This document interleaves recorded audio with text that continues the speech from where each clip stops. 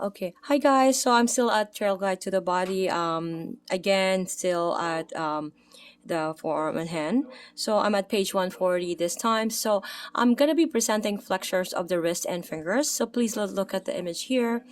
This is the anterior view of the right forearm. As you can see the image here, and anterior meaning is the palmar view, right? Palmar, dorsal side, palmar, dorsal. Okay, so we have established that. Please look at the image here.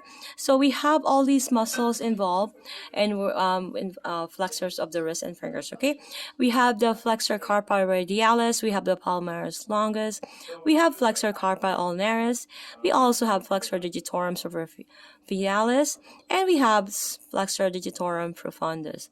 Okay, so the five flexors included in this section create flexion primarily at the wrist or fingers.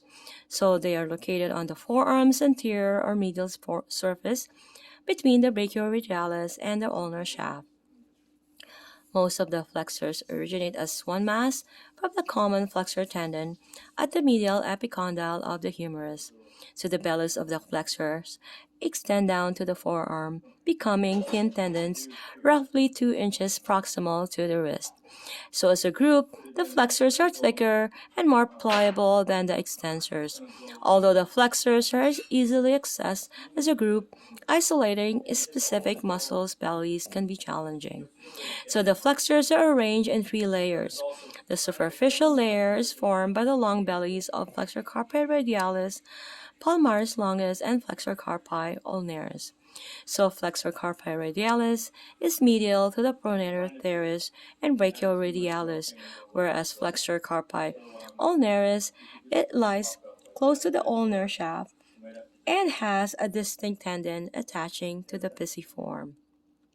The palmaris longus, which is sometimes absent, runs between flexor carpi radialis and flexor carpi ulnaris and attaches, so my apologies and thank you for understanding, and attaches to the palmar aponeurosis, right? It attaches here to the palmar aponeurosis, okay?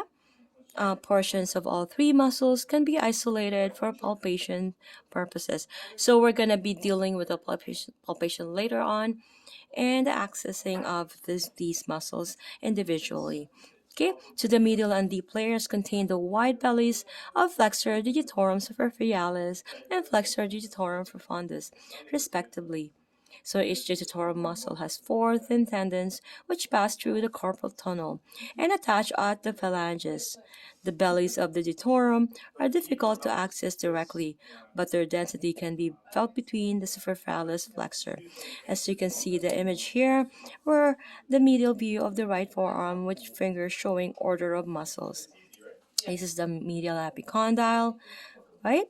Whereas the index finger of the therapist is on the pronator teres, and the middle finger of the therapist is on the flexor carpi ulnaris, and the palmaris longus is on the fourth digits, and the fifth digits is on the flexor carpi ulnaris. Okay, see you guys in the next video.